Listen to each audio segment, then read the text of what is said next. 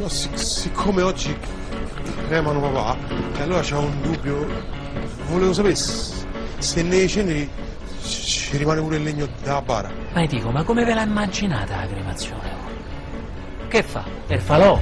Ca diavolina, noi come chitarre in cerchio. Mirella, ma che un morto, se può dire, condoglianze vivissime. Ti ricordi, andavamo dallo stesso logopedista insieme, pure se mi sa che non era tanto bravo. Ti devo da questa. Ma che è un testamento? No, non lo so se è un testamento, anzi, ne dovrei dare una pure a tuo fratello. L'hai chiamato? Non so nemmeno se lo riconosco. È venuto anche tuo fratello? Che cos'è? C'è nell'aria qualcosa di freddo che inverno non è. Ho preparato qualcosa per il viaggio.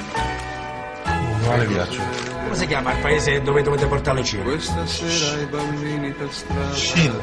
Ma che sei scemo? Oh, ancora qua sta lui. Andate con qualcosa. Non so perché l'allegria degli amici sempre. Posso darmi un passaggio per favore?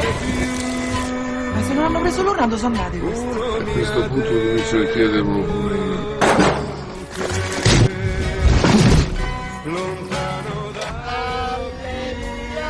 32 ore di viaggio, 32. E tu sei lontana. E allora perché non si sono più parlati? Secondo te? No, dai, come tu? Dai, vabbè.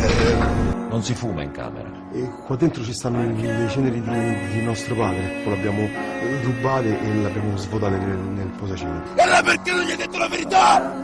Quel giorno Mirko era impazzito di gelosia al telefono. 1, 2. Stiamo bene tutti e tre insieme, vero?